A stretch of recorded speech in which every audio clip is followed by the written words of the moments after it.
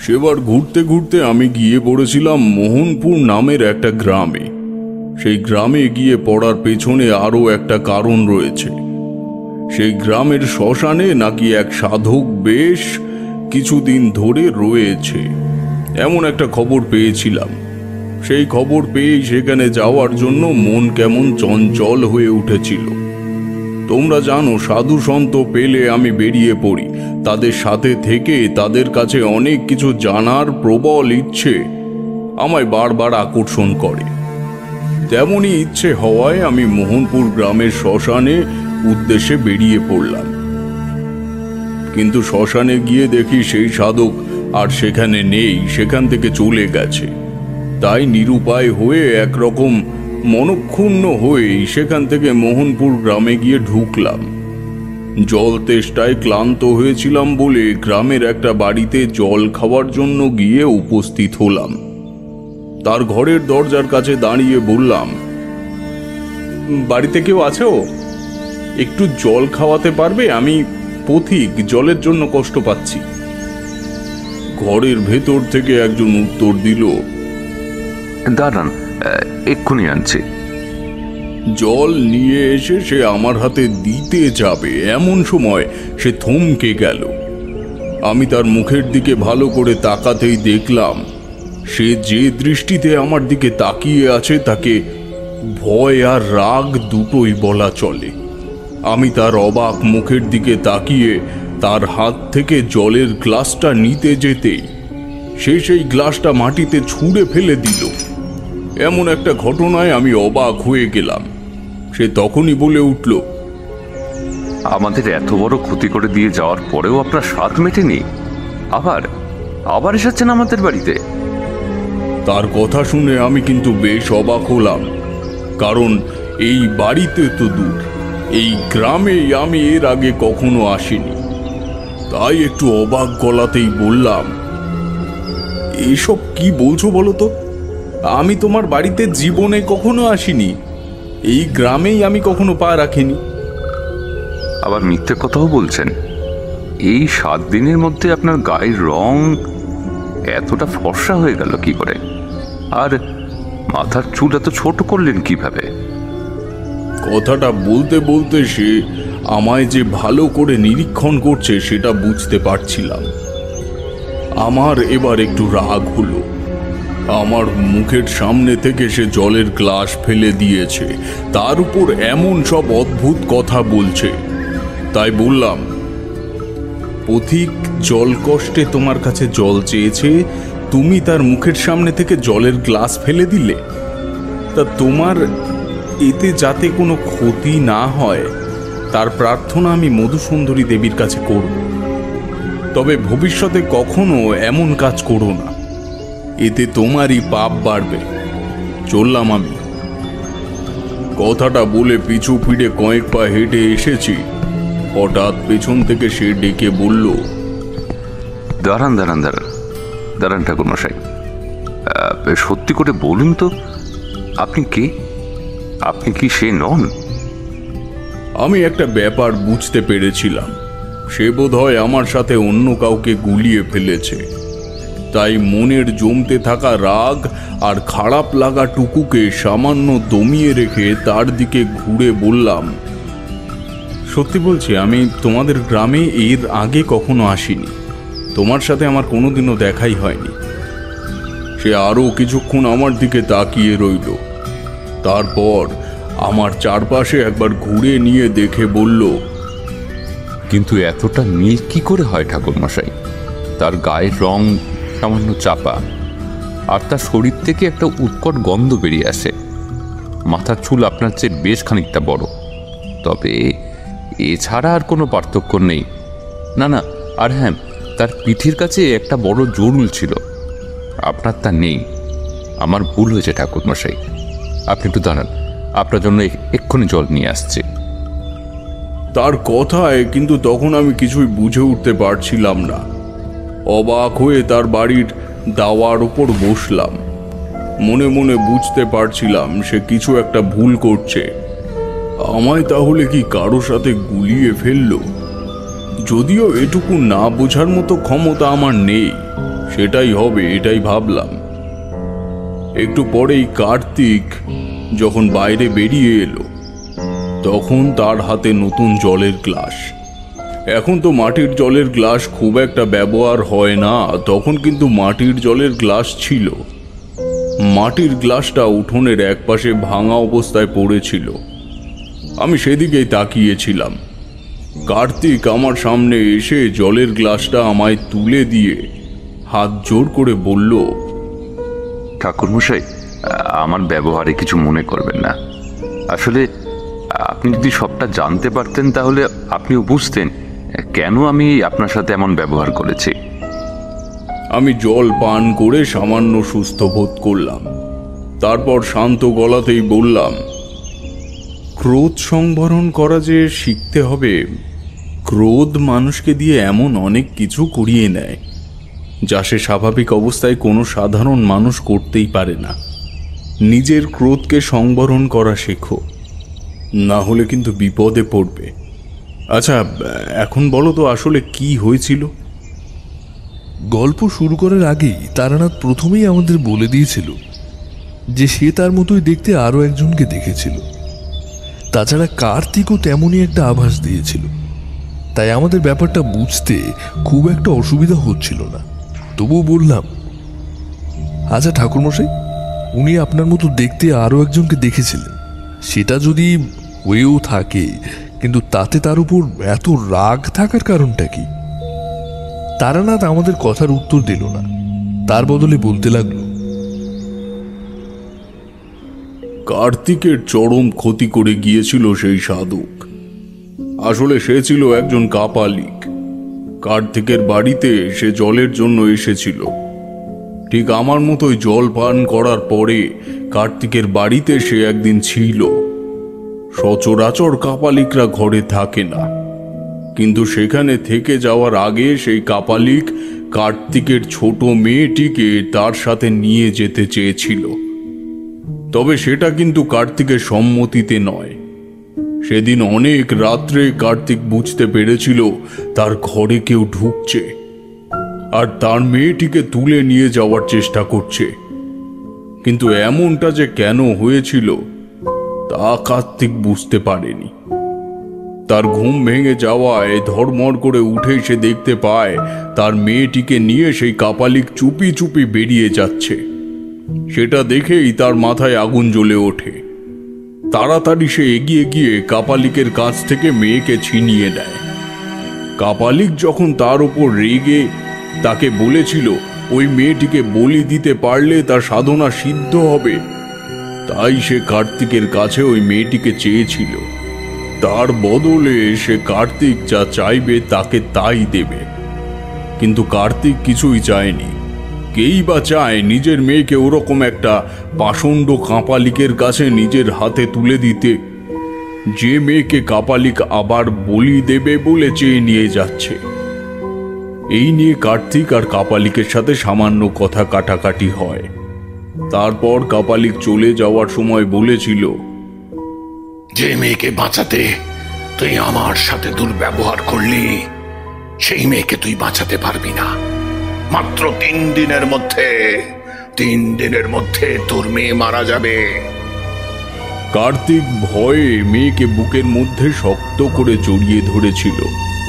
কাপালিক রাগী দৃষ্টি তাদের দিকে নিক্ষেপ করে সেখান থেকে চলে গিয়েছিল। কিন্তু তার মাত্র 3 দিনের মাথায় সাপের কামড়ে মেয়েটি মারা যায়। বাড়ির মধ্যে সাপ আসাটা অস্বাভাবিক কিছু নয়, কিন্তু ঘরের মধ্যে সেই সাপ ঘুমন্ত মেয়েটিকে কেটেছিল। আর সেই কারণেই কার্তিকের সেই কাপালিকের উপরে রাগ হয়েছে। সে আমায় প্রথম দেখে সেই কাপালিক ভেবেই আমার সাথে এমন খারাপ ব্যবহার করেছিল। সমস্ত কথা বলতে বলতে কার্তিক কেঁদে ফেলেছিল। তার চোখের কোল বেয়ে জল নেমে আসতে লাগলো। কার্তিকের স্ত্রীও দরজার একপাশে দাঁড়িয়ে শাড়ির আঁচলে মুখ লুকোলো। কথা শেষ করে কার্তিক বলল, ঠাকুর মশাই, মারা যাওয়ার আগে মেয়েটা রাতের বেলা 2 দিন ভয় পেয়ে উঠেছিল। বারবার বলতো তার মনে হয় ঘরের কোণে কেউ যেন হেঁটে বেড়াচ্ছে।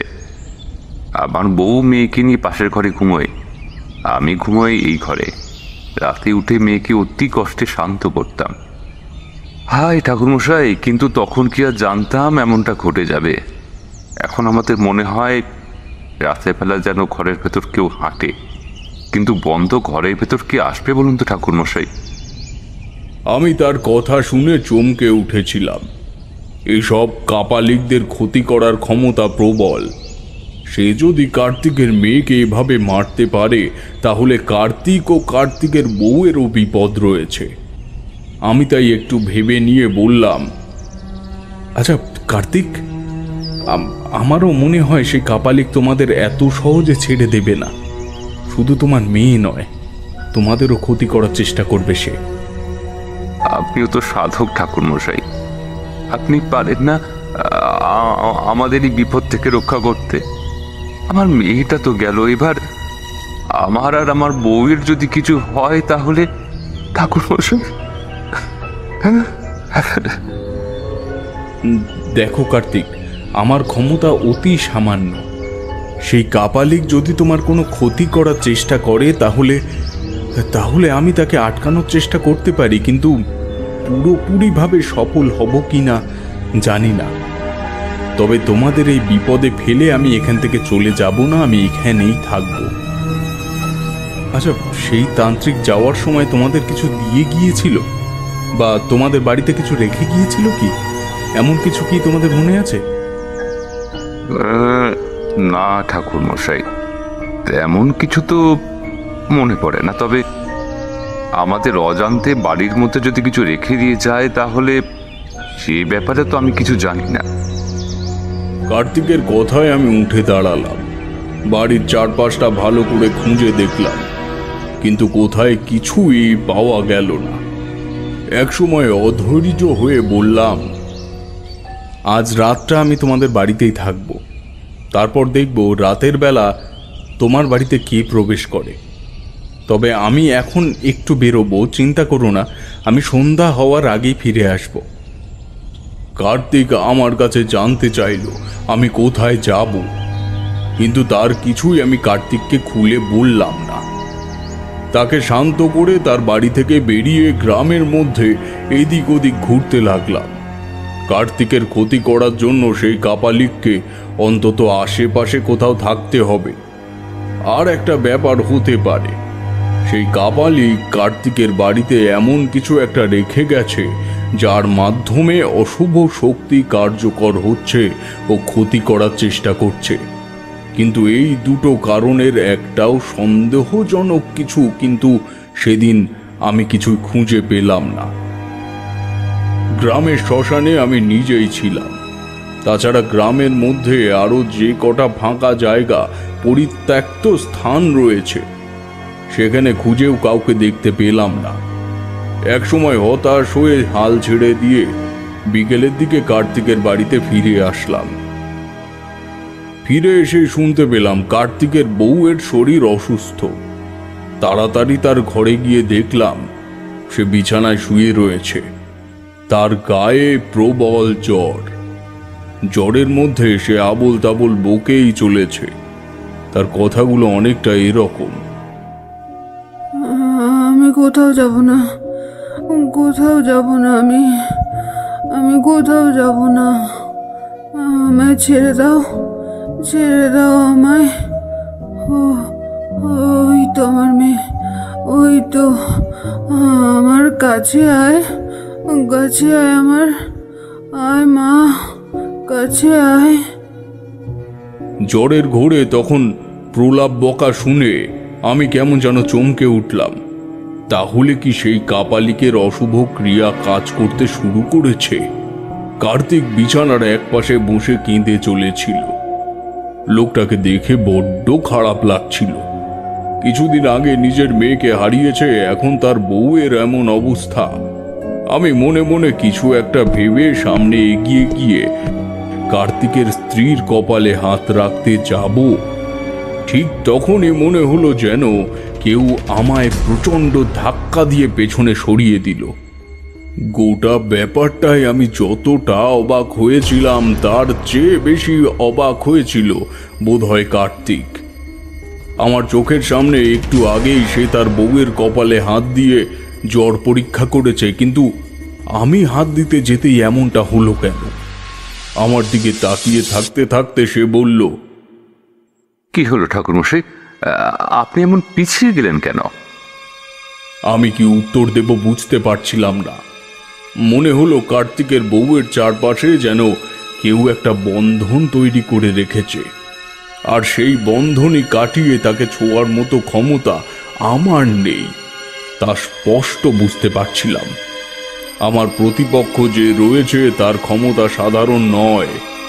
এমন একজন প্রতিপক্ষের সাথে লড়াই করবই বা কি করে, আর কার্তিকের সাহায্যে করবই বা কি করে, সেটাই আমি মনে মনে ভেবে চললাম।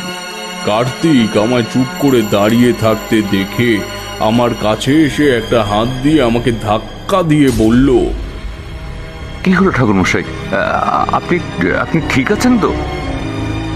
আমি চলে যাওয়ার পরে তোমার বাড়িতে কি কেউ এসেছিল? না ঠাকুরমশাই, আপনি চলে যাওয়ার পর বাড়িতে তো কেউ আসেনি, এমনকি আমরাও কোথাও যাইনি। কিন্তু কেন বলুন তো? আর কোনো কথার উত্তর আমি কিছুই বলতে পারছিলাম না। আমার কেবল যেন মনে হচ্ছিল কিছু একটা যেন আমি বলতে চাচ্ছিলাম, কিছু একটা যেন আমি ঠিক ধরতে পারছি না। সেটা ধরতে পারলেই এই বিপদ থেকে বাঁচানোর একটা রাস্তা আমি খুঁজে পাবো। আমি আরও একবার এগিয়ে গিয়ে কার্তিকের বউয়ের বিছানায় যে কোনো একটা অংশ স্পর্শ করতে যেতেই ঠিক আগের বারের মতোই একটা ধাক্কা খাবো বলে ভেবেছিলাম, কিন্তু এইবার তা হলো না। তার বদলে কার্তিকের স্ত্রী কেমন যেন করতে লাগলো, যেন মনে হচ্ছে প্রবল যন্ত্রণা তার শরীরে হচ্ছে। আমি আবার দু পা পিছিয়ে আসি। আমি পিছিয়ে আসতে সে কিন্তু শান্ত হয়ে গেল। আমরা দুজনেই কেমন অবাক হচ্ছিলাম এই দৃশ্য দেখে। আরও একবার সেই প্রচেষ্টা করতে আগের বারের মতোই হলো। আমি এগিয়ে যেতেই কার্তিকের স্ত্রীর শরীরে কেমন প্রবল বেদনা উঠছে। আমি পিছিয়ে আসতেই সবকিছু আগের মতোই স্বাভাবিক। আমি আর তাকে কষ্ট না দিয়ে ঘর থেকে বেরিয়ে এলাম। বাইরে অন্ধকার নেমে এসেছে, সন্ধে একটু আগেই হয়েছে। আমি অন্ধকারে দাওয়ার উপরে বসে চুপ করে ভাবতে লাগলাম কি করা যায়। বারবার মনে করতে লাগলাম এমন কোনো কথা আমি এর আগে শুনেছি কি সেই কথা যা মানে করলে একটা উপায় বের হবে। আর সেসব ভাবতে ভাবতে আমার মনে পড়ল। কি মনে পড়লো ঠাকুরমশাই? এমন কথা আমি এর আগেও শুনেছি, কোনো অশুভ তন্ত্রক্রিয়ার দ্বারা কোনো মানুষকে বিপদে ফেলার জন্য অশুভ শক্তি আশেপাশে একটা বলয় তৈরি করে রাখে মাঝে মাঝে। তবে অতি উচ্চ স্তরের সাধক কিংবা ক্ষমতাশালী সাধক না হলে এ কাজ করা সম্ভব নয়। যাতে তার উপর আমি কোনো তন্ত্রমন্ত্র প্রক্রিয়া করে তাকে বাঁচাতে না পারি তার জন্য এমনটা করা। কিন্তু তার জন্য তো এই বাড়িতে কোনো একটা মাধ্যম থাকা প্রয়োজন, যে মাধ্যম দিয়ে ওই অশুভ ক্রিয়া করা যায়। আমি বসে শান্তভাবে ভাবতে লাগলাম। বেশ খানিকক্ষণ পরে কার্তিক ঘর থেকে বেরিয়ে এসে আমার পাশে বসলো। তারপর বলল, ঠাকুরমশাই, এখন বউ সুস্থ রয়েছে, ঘুমোচ্ছে, কিন্তু ঠাকুরমশাই কোনো বিপদ হবে না তো? আমি তাকে বলতে পারলাম না যে আসলে তোমার বউ ঘুমোচ্ছে না। তার আশেপাশে ধীরে ধীরে অশুভ কালো ছায়া নেমে আসছে। সে মৃত্যুর দিকে আস্তে আস্তে এগিয়ে যাচ্ছে, কিন্তু এখান থেকে তাকে বার করার জন্য একটা কিছু প্রয়োজন।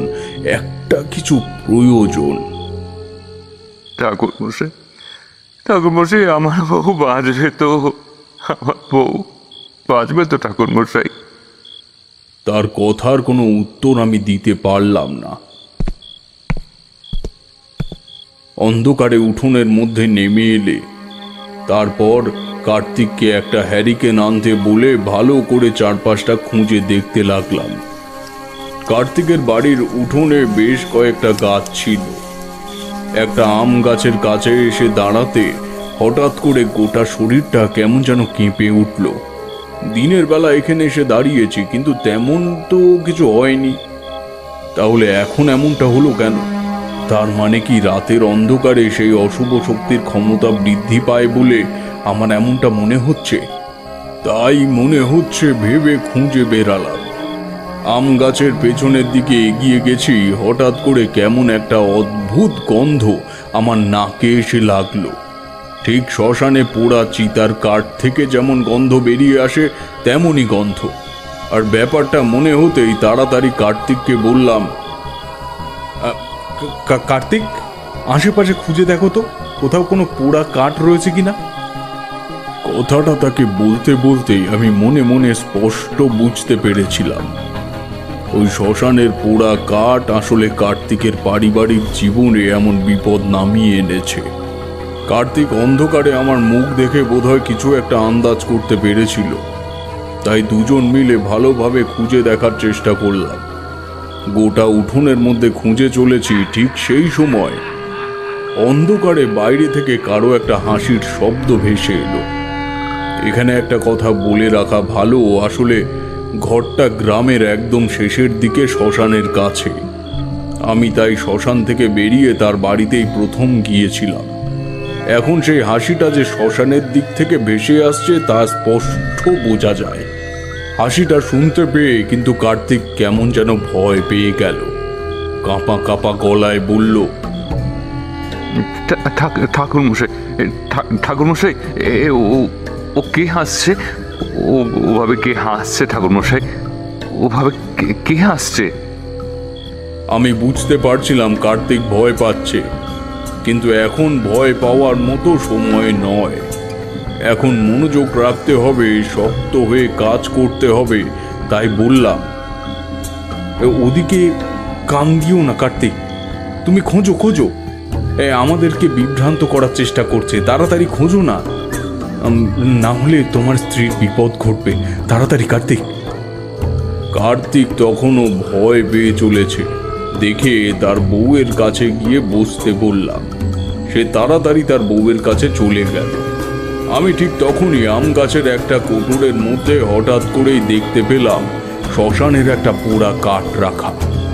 সেটা দেখতে পেয়ে সেটার দিকে হাত বাড়িয়ে ধরতে যাব, ঠিক তখনই সেই তখনের মতোই হলো, যেন আমি একটা ধাক্কায় পেছনে গিয়ে ছিটকে পড়লাম।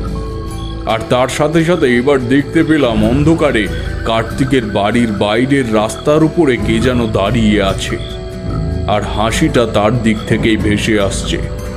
সেটা বুঝতে পারার সাথে সাথে আমার সেই তীব্র অনুভূতিটা হলো। একটা অশুভ শক্তির উপস্থিতি অনুভূতি আমায় যেন চারপাশ থেকে ঘিরে ধরতে শুরু করলো। আমি অতি কষ্টে মধুসুন্দরী দেবীর নাম স্মরণ করে আবার সেই গাছের কোটরের দিকে হাত বাড়ালাম। সে এক অদ্ভুত ব্যাপার, আমি অনেক চেষ্টা করছি সেই কোটরের মধ্যে হাত ঢুকিয়ে কাঠ বার করে আনতে, কিন্তু কিছুতেই পারছি না। যেন প্রবল একটা বাধা আমার সামনে রয়েছে। মধুসুন্দরী দেবীর কথা মনে মনে ভাবতে ভাবতে চোখ বন্ধ করে একটা গুপ্ত মন্ত্র উচ্চারণ করতে শুরু করলাম। আর ঠিক তখনই বুঝতে পারলাম আমার সামনের বাধা আস্তে আস্তে কাটতে শুরু করেছে। দূর থেকে ভেসে আসা সেই হাসিটা তখন বন্ধ হয়ে গেছে। তার বদলে ভেসে আসছে একটা জান্তব গর্জন, যেন কেউ প্রবল ক্রোধে গর্জন করে চলেছে। আমি সেই কাঠটা বার করে নিয়ে ছুঁড়ে মারলাম সেই ছায়ামূর্তির দিকে। ঠিক তখনই গম্ভীর গলায় কর্কশ ভাবে কেউ বলে উঠল, এত বড় ক্ষমতা তোর, আমার শিকারকে বাঁচিয়ে নিয়ে যাস? তোদের আমি মারবই, আর তার আগে তোকে মারব। আমি তৎক্ষণাৎ মনের মধ্যে সমস্ত সাহস জড়ো করে আস্তে আস্তে এগিয়ে গিয়েছিলাম কার্তিকের বাড়ির উঠোন পেরিয়ে রাস্তার কাছে।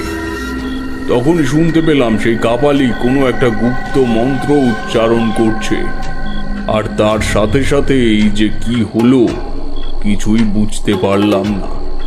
দেখতে পেলাম চারপাশটা কেমন যেন অন্ধকার হয়ে আসছে।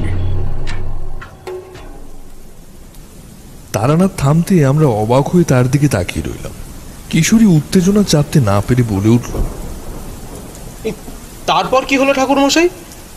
মানে আপনি তো বলছেন এই কাপালিক আপনার থেকেও বেশি শক্তিধর ছিল, মানে আপনি কি তাকে হারাতে পারলেন? আমি কিন্তু কিছুই বললাম না, কারণ বুঝতে পারছিলাম তারানাথ আরো কিছু বলার জন্য অপেক্ষা করছিল, তাই চুপ করে রইলাম।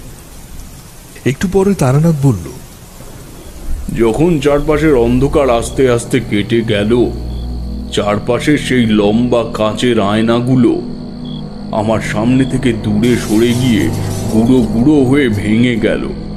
ঠিক তখনই দেখতে পেলাম আমি এসে দাঁড়িয়েছি গ্রামের শ্মশানে।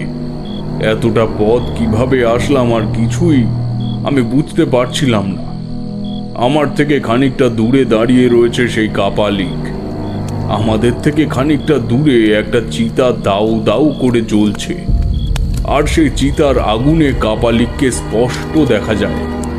আমি তাকে দেখতে পেয়ে ভীষণ রকম ভাবে চমকে উঠলাম, কারণ তার গায়ের রং আমার চেয়ে সামান্য কালো, মাথার চুল আমার চেয়ে সামান্য লম্বা, কিন্তু এগুলো ছাড়া তার সাথে আমার কোনো পার্থক্য নেই। যেন আমার সামনে কেউ একটা আয়না দাঁড় করিয়ে দিয়ে গেছে। সেই আয়নায় আমার সামান্য কালো দেখাচ্ছে, চুলের ব্যাপারটা বোঝা সম্ভব নয়, কারণ তার মাথায় জটা। আমি অবাক হয়ে তার দিকে তাকিয়ে রয়েছি। সে আমার দিকে তাকিয়ে হেসে বলল, তোর জন্যই তো অপেক্ষা করছি আমি, তোর জন্য। কেন কেন আমার জন্য অপেক্ষা করছো কেন? দেখতে পাচ্ছিস না, তোকে আমার মতোই দেখতে। সেটা তো হতে দেওয়া সম্ভব নয়। আজ এখানেই তোর শেষ দিন, এখান থেকে তুই আর বেঁচে ফিরতে পারবি না। তার কথা শুনে কেমন জানি চমকে উঠলাম। আশেপাশে অন্ধকার, আর সেই চিতা ছাড়া আর কিছুই নেই। সেই কাপালিক তখনও হেসে চলেছে, আর তার সাথে বিড়বিড় করে কি যেন মন্ত্র পড়ে চলেছে। আমি বুঝতে পারছিলাম আমার আশেপাশে একটা বন্ধনী গড়ে উঠছে। আমি প্রবল চেষ্টা করেও সেখান থেকে এক পা সরাতে পারলাম না। সেই কাপালিক আরো একবার হাসতে হাসতে বলে উঠল, তবে তোকে মারতে একটু খারাপ লাগবে। যতই হোক, তোকে দেখতে আমার মতো। আসলে গোটা দুনিয়ায় আমার মতো দেখতে আরো মোট 6 জন লোক রয়েছে, জানিস? তবে তাদের সবার সাথে আমার দেখা হয়ে গেছে। শুধু তোর সাথে দেখা হওয়াটাই বাকি ছিল। এখন সেটাও হয়ে গেল। কিন্তু তুই যদি ওদের সাহায্য না করতে যেতিস, তাহলে হয়তো আমি তোকে কিছুই করতাম না। তুমি ওদের ক্ষতি করতে চাইছো কেন? ওদের মেয়েকে তুমি মেরেছো, এখন কার্তিকের স্ত্রীকেও মারতে চাইছো কেন? কাপালিক যেন গর্জে উঠল, তারপর বলল, আমি ওই মেয়েটিকে চেয়েছিলাম। মেয়েটি সুলক্ষণ যুক্ত ছিল। ওর বলি দিতে পারলেই আমার সাধনা সিদ্ধ হতো। ওই মেয়েকে বলি দিতে পারলে 11টা বলির সমান বলি হবে। কিন্তু ও শুনল না আমার কথা। ওকে আমি তার জন্য সমস্ত কিছু দিতে পারতাম, কিন্তু না। তার কথায় আমি কেমন যেন চমকে উঠলাম। এত নৃশংস হতে পারে মানুষ? একটি বাচ্চা মেয়েকে বলির জন্য চেয়েছে, আর তা দেয়নি বলে তাদের ক্ষতি করতে চাইছে। তাই একটু জোরের সাথেই বলে উঠলাম, এতটা নৃশংস মানুষ হয় কি করে? একটা বাচ্চা মেয়েকে বলির জন্য চাইছো, তোমার লজ্জা করে না? লজ্জা? লজ্জা করবো কেন রে? মায়ের কাছে বলি দেওয়ার জন্য চাওয়াটা কি অপরাধ? অপরাধ নয়। তুই এসব বুঝবি না। শুধু লাল রঙের কাপড় পরে রুদ্রাক্ষের মালা জড়িয়ে ধরলেই সাধক হওয়া যায় না রে। সাধক হওয়ার জন্য নরবলি দিতে হয়, ক্ষমতা অর্জন করতে হয়। ক্ষমতা, এই দেখ আমার ক্ষমতা। কথাটা বলেই সে কাপালিক এক মুঠো ধুলো তুলে নিয়ে গুপ্ত মন্ত্র পড়ে আমার দিকে ছুঁড়ে দিতে আমি দেখতে পেলাম আমার চারপাশে গোল করে আগুনের বলয় তৈরি হলো। সেই আগুনের তাপ আমার মুখে পর্যন্ত এসে লাগতে শুরু করলো। সেই কাপালিক হাসতে হাসতে বলল, চাইলেই আমি এক্ষুনি তোকে আগুনে পুড়িয়ে মারতে পারি, কিন্তু আমি তা করব না। তোকে আমার মতন দেখতে, তোর ক্ষতি আমি করতে চাই না। তাই তাই তুই চলে যা, তোকে আমি ছেড়ে দিচ্ছি। তুই এখান থেকে চলে যা, ওদের কোনো সাহায্য করার চেষ্টা তুই করবি না। আগুন তখন আস্তে আস্তে বাড়তে শুরু করেছে, যেন মনে হচ্ছিল এক্ষুনি আমি পড়ে যাব। কাপালিক আরো একবার বলল, কথা দে আমায়, তুই এখান থেকে চলে যাবি, তাহলে তোকে এক্ষুনি ছেড়ে দেবো, আর নইলে। তার কথা শেষ হওয়ার আগেই আমি বলে উঠলাম, না, আমি ওদের সাহায্য না করে এখান থেকে যাব না। আমার দীক্ষাগুরু আমায় বলেছিলেন, মানুষের সাহায্য করার জন্যই তন্ত্র, মানুষের ক্ষতি করার জন্য নয়। তুমি চাইলে আমার ক্ষতি করতে পারো, কিন্তু আমি বেঁচে থাকতে ওদের ছেড়ে এখান থেকে যাব না। কাপালিক হঠাৎ করে উঠে দাঁড়িয়ে আর এক মুঠো ধুলো আমার দিকে ছুঁড়ে দিয়ে বলল, তাহলে মর তুই। আমি দেখতে পেলাম আমার চারপাশের আগুনটা যেন আরো বাড়তে শুরু করেছে। এক্ষুনি সেই আগুন আমায় ঝলসে দেবে, আমি এখান থেকে আর বেঁচে ফিরতে পারবো না। সেই কাপালিকের অট্ট হাসিতে চারপাশটা ভরে উঠতে লাগলো, আর কালো কালো কত ছায়া মূর্তি যেন আমার আশেপাশে এসে ভিড় জমাতে শুরু করলো। আমি মন্ত্রমুগ্ধের মতো সেদিকে দেখে চলেছি। এমন সময় মনের ভেতর কেমন যেন একটা ক্ষীণ আশার আলো দেখতে পেলাম। আমি হঠাৎ করে মনে মনে মধুসুন্দরী দেবীকে স্মরণ করলাম। চোখ বন্ধ করে রইলাম। চোখ বন্ধ করে সেই কাপালিকের হাসির শব্দ ছাড়া আরো খাড়া যেন শ্মশানের আশেপাশে হেসে উঠছে তা বুঝতে পারছিলাম। আমি চোখ বন্ধ করে রইলাম, বুঝতে পারছিলাম আগুন আমায় স্পর্শ করতে শুরু করবে এক্ষুনি। আর ঠিক তখনই কাপালিকের হাসি থেমে গেল। তার হাসি থেমে যেতেই আমি একটা ব্যাপার বুঝতে পারলাম। হঠাৎ করে যেন বৃষ্টি নেমে এসেছে। কোথা থেকে বৃষ্টি নেমে এলো কে জানে, কারণ আকাশে মেঘের চিহ্ন মাত্র এর আগে আমি দেখতে পাইনি। এখন উপরের দিকে তাকাতেই বুঝতে পারলাম গোটা আকাশটা কালো মেঘে ছেয়ে গেছে, আর সেই আগুনের ওপর বৃষ্টির জল এসে পড়ছে। আগুন নিভে গেছে, আর আমার আশেপাশের বলয় যেন ধীরে ধীরে কমে আসতে শুরু করেছে। আমি বুঝতে পারছিলাম আমি নড়াচড়া করার শক্তি ফিরে পাচ্ছি। সেই কাপালিক গর্জে উঠে বলল, কে কে বাঁচাচ্ছে তোকে? কে বাঁচাচ্ছে বল? মানুষের ভালো করার উদ্দেশ্য থাকলে সাহায্য করার জন্য কারো অভাব হবে না। তুমি মানুষের ক্ষতি করছো, তাই তোমারও ক্ষতি হবে। একবার তোমার পেছনের দিকে তাকিয়ে দেখো, দেখো তাকিয়ে। আমি বুঝতে পেরেছিলাম এইখানে মধুসুন্দরী দেবী আমায় সাহায্য করবে। আমি তাকে স্মরণ করেছি, সে আমায় কোনো বিপদ হতে দেবে না। সেই বৃষ্টি নামিয়েছিল, আর তখনই সেই কাপালিকের পেছনে শ্মশানে জ্বলতে থাকা চিতাটার পাশে আমি কালো একটা ছায়া মূর্তিকে দাঁড়িয়ে থাকতে দেখলাম। কাপালিক বোধহয় কিছু একটা বুঝতে পেরেছিল, তাই পেছনের দিকে ঘুরে এক মুঠো ধুলো তুলে নিয়ে সেদিকে ছুঁড়ে মারতে লাগলো, কিন্তু কিছুই হলো না। একটা আগুনের উল্কা বাতাসে দেখা দিয়ে মিলিয়ে গেল। কাপালিক রাগান্বিত ও বিরক্তিকর স্বরে বলল, আমার আমার ক্ষমতা কাজ করছে না।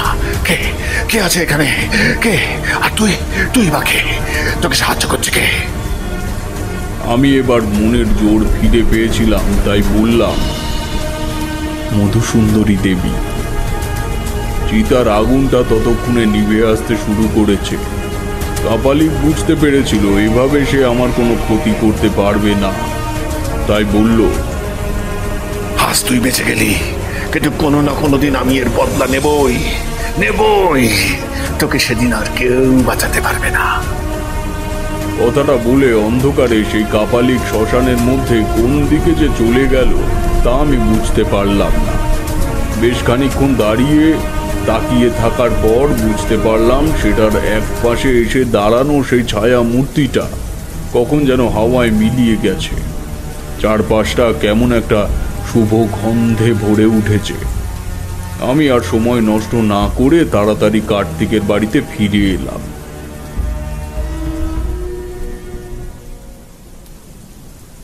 আমরা বুঝতে পারলাম যে গল্প শেষ হয়েছে, তাই আমি বলে উঠলাম, তার মানে ওই কার্তিক আর ওর স্ত্রীর কিছুই হয়নি, তারা বেঁচে গেছিল? সেই কাপালিক অনেক শক্তিধর ছিল, তা তোমাদের আগেই বলেছি। সেই কাপালিক আসলে আমায় সেখান থেকে সরিয়ে শ্মশানে নিয়ে গিয়েছিল ওদের ক্ষতি করার জন্য। আমি শেষ রাত্রের দিকে কার্তিকের বাড়িতে ফিরে এসে দেখতে পেলাম কার্তিক তার বউয়ের বিছানার এক পাশে কখন যেন ঘুমিয়ে পড়েছে। তাকে ধাক্কা দিয়ে তুলতে যাওয়ার আগে চোখ পড়ল কার্তিকের স্ত্রীর দিকে। তার মুখটা হা হয়ে রয়েছে, চোখের দৃষ্টি খোলা, কয়েকটা মাছি শরীরের আশেপাশে ঘুরে বেড়াচ্ছে। আমি এগিয়ে গিয়ে তার কপালে হাত রাখতেই বুঝতে পারলাম গোটা শরীরটা ঠান্ডা হয়ে আসতে শুরু করেছে। কার্তিকের ঘুম ভাঙতে সে সমস্তটা দেখে আর নিজেকে ধরে রাখতে পারল না। কাঁদতে কাঁদতে আমার পায়ের উপরে পড়ে বলল,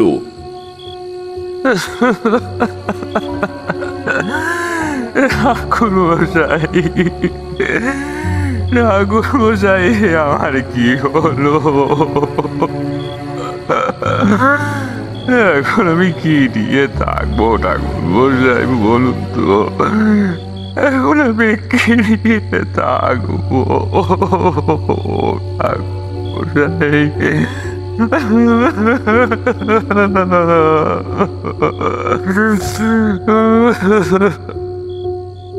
আমি তার কথার উত্তর দিতে পারিনি। কোনো রকমে তাকে শান্ত করে সেদিন সকালেই গ্রাম থেকে চলে এসেছিলাম। তোমরা জানো, মৃত্যু আমি নিজের চোখে দেখতে পারি না। সেসব আমার কখনোই সহ্য করতে বা দেখতে ভালো লাগে না। তারানাথ থামতে কিশোরী বলে উঠল, তার মানে ঠিক আপনার মতো দেখতে কাপালিকের সাক্ষাৎ পেয়েছিলেন সেদিন? তারানাথ মাথা নাড়িয়ে সম্মতি জানিয়ে বলল, হ্যাঁ, তবে সেই কাপালিক আমায় বলেছিল সে তার আগে আরো 6 জন তারই মতো দেখতে মানুষের দেখা পেয়েছে। অর্থাৎ বুঝতেই পারছো তাহলে তার ক্ষমতা কত প্রবল। আর তার মানে তো আমার মতো আরো 6 জন রয়েছে, আর সেই কাপালিককে নিয়ে হলো 7 জন। এবার বলো, এরপরও আমি কি করে অবিশ্বাস করব যে গোটা দুনিয়ায় আমাদের মতন দেখতে 7 জন করে মানুষ থাকে? কিন্তু ঠাকুরমশাই, তাদের দেখা তো আমরা পাবো, অন্তত একজনের দেখা। আমি যখন অন্তত একজনের দেখা পেয়েছি, তাহলে তোমাদের জীবনেও সেই একজনের দেখা পাওয়ার সম্ভাবনা রয়েই যাচ্ছে। তবে গোটা 7 জনের দেখা পাওয়া বোধহয় সম্ভব নয়। তবে সেই কাপালিক পেয়েছিল তার ক্ষমতার কারণে। তবে তোমাদের কথা আমি বলতে পারবো না।